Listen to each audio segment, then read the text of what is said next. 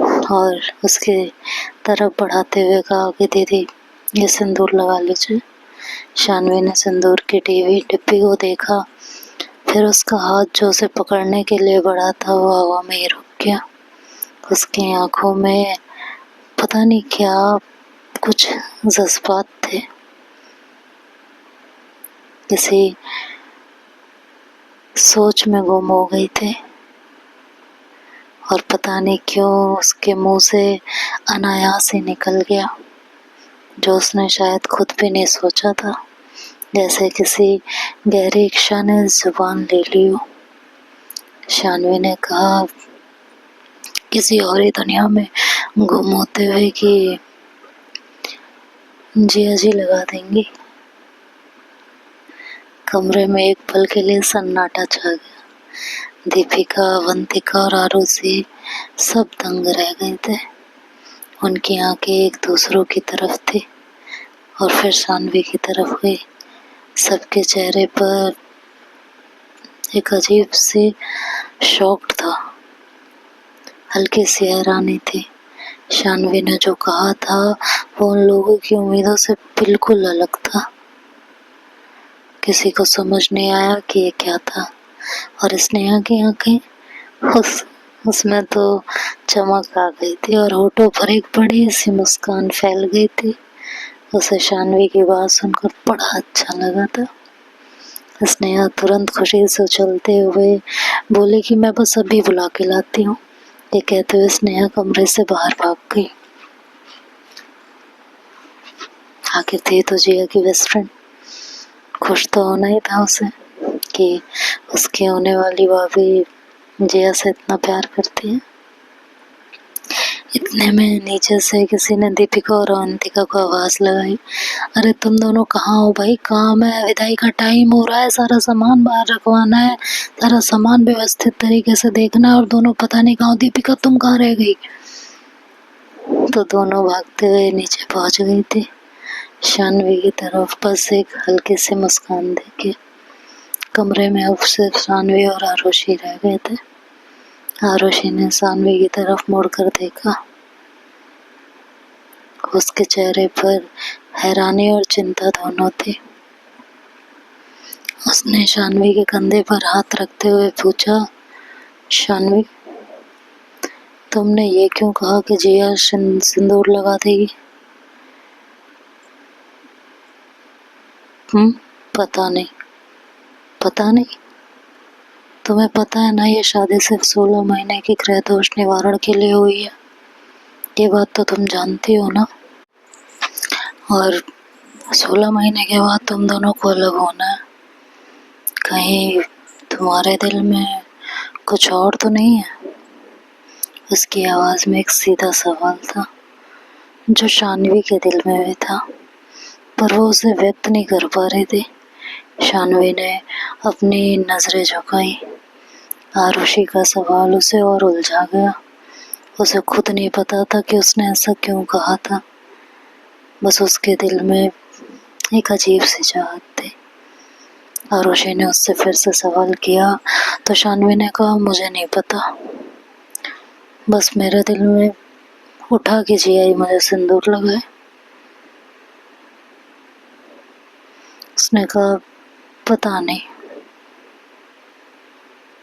नहीं आरुषि, बस सिंदूर के नाम पे जिया जी की छवि अपने आप मेरी आंखों के सामने आ गई।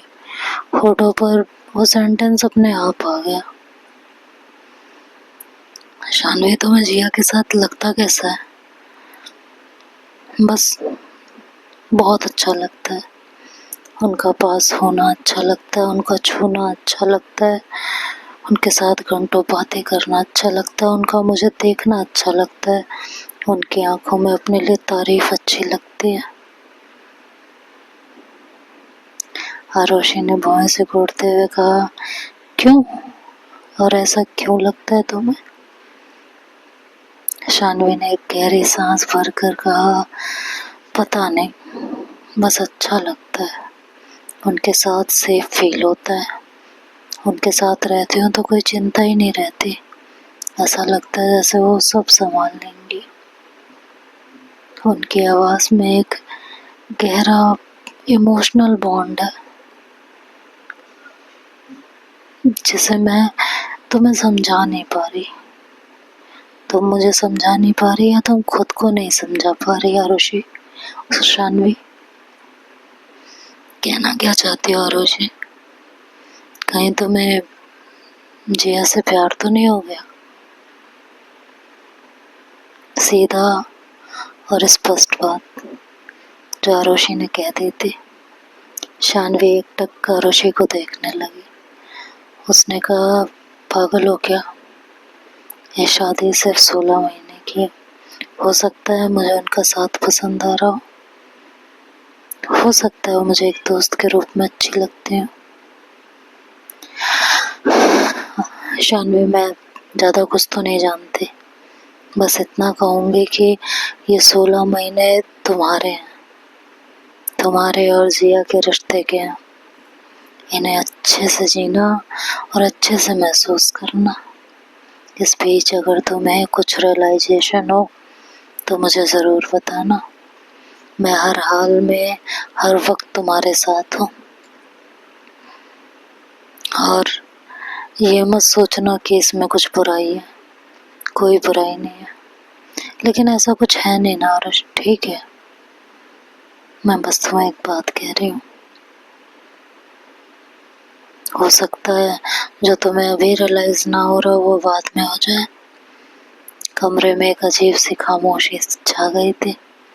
शान्वी अपने अंदर उठ रहे अनजाने एहसासों और दोष निवारण की शादी के बीच उलझी हुई थी। उसे खुद नहीं पता था कि उसका दिल किस ओर जा रहा था, लेकिन जिया की मौजूदगी, उसका स्पर्श उसे एक अजीब सा सुकून देता था जो 16 महीने के बंधन से कहीं ज्यादा गहरा था। आरुषि ये कह के नीचे चली गई थी, शान्वी को उसके ख्यालों और सवालों के बीच छोड़ के। इधर फार्म हाउस के आंगन में विदाई की तैयारियां अपने पूरे शबाब पर थे। ढोल नगाड़े धीरे धीरे बज रहे थे। फूलों की महक वातावरण को और इमोशनल बना रही थी। शान्वी अपने लाल जोड़े के श्रृंगार में सजी धजी अंदर बैठी थी। पल पल भारी होते दिल से विदाई का इंतजार कर रही थी। उसकी आंखों में नमी थी और दीपिका और अब आरुषि के सब शब्द उसके दिल, दिमाग और कानों में गूंज रहे थे। इधर जिया भी सोफे पर गहरी नींद में सोई हुई थी। उसे किसी बात की खबर ही नहीं थी। तभी स्नेहा उछलती कूदती कमरे में आई और जाके बोली, अरे ओ दूल्हे राजा, उठ भी जाओ। देखो तुम्हारी दुल्हनिया को तुमसे सिंदूर लगवाना है और तुम अभी तक घोड़े बेचकर सो रही हो। उठो, विदाई है, भाभी को लेकर चलना है कि नहीं? जिया ने एक आह भरी आंख मलते हुए उठी। आंखें अभी भी नींद से बोझल थी। स्नेहा की बातों ने उसे तुरंत चौंका दिया था। सिंदूर, विदाई, उसके दिमाग में तुरंत शान्वी का ख्याल आया और कल रात के सिंदूर वाली बात भी गूंज उठी। उसने स्नेहा की तरफ देखा और कहा, क्या? अरे हाँ भाई, विदाई है, जल्दी उठो, तैयार व्यार हो। उधर भाभी बैठे हैं इंतजार में कि तुम सिंदूर लगाओ उन्हें जाके। मैं? हाँ। उसने जिया को सारी बात बताई। जिया झट से खड़ी हुई और बोली, बस मैं अभी तैयार होके आती हूँ। स्नेहा जिया की स्फूर्ति को देखकर मुस्कुरा दी थी। जिया ने तेजी से अपने कपड़े निकाले, ब्लू डेनिम जींस और एक कैजुअल शर्ट, और फटाफट तैयार हुई, बाल वाल ठीक किए और बाहर नीचे चली आई। सबने उसको देखा और कहा, आज भी जीन्स पहनी हो? हाँ तो ठीक है ये, चलो। इधर कमरे में शान्वी बैठी हुई थी। उसका दिल अजीब सी भावनाओं से भरा हुआ था। उसकी मम्मी और दीपिका उसके पास आई। शान्वी की मम्मी ने अपनी बेटी को बड़े प्यार से देखा। दोनों की आंखों में नमी थी। शान्वी की मम्मी ने शान्वी के गालों पर हाथ फेरते हुए बहुत प्यार से कहा, मेरी बच्ची, आज तो अपने ससुराल जा रही है। खुश रहना हमेशा। दीपिका ने सिंदूर की डिब्बी उसके आगे दी और कहा, दीदी आज ये आप खुद ही लगा लीजिए, कल से जिया जी से लगवा लेना। अब उन्हें यहाँ बुलाना ठीक नहीं लगेगा, विदाई का समय हो गया है। शानवी ने अपनी मम्मी और भाभी की बात सुनी। उसने सिंदूर चुटकी में उठाया और अपनी मांग भर ली। आंखें एक बार फिर से नम हो गई थी। सिंदूर सिर्फ एक रस्म नहीं होती, बल्कि एक नए रिश्ते की शुरुआत का प्रतीक होती है। एक ऐसा रिश्ता जिसकी डोर अब किसी और के हाथों में चली जाती है। और ये सिंदूर मंगलसूत्र सिर्फ उसके लिए नहीं होता जिसे पहनाया जाता है, बल्कि जो इसे पहनाता है ना, वो खुद एक अनजाने बंधन में बंध जाता है। कितनी भी कोशिश करे और ये बंधन उसे बार बार रोकने लगता है। कुछ ही देर में विदाई की रस्म शुरू हो चुकी थी। शानवी को उसके कमरे से बाहर लाया गया। दिल भारी था और आंखों से आंसू थम नहीं रहे थे। तो अब आगे क्या होगा ये कल सुनेंगे। खैर, बात तो एक है। इस मौके पे एक ही गाना मुझे बार बार याद आता है कि ये कैसी घड़ी आई है, मिलन है जुदाई है।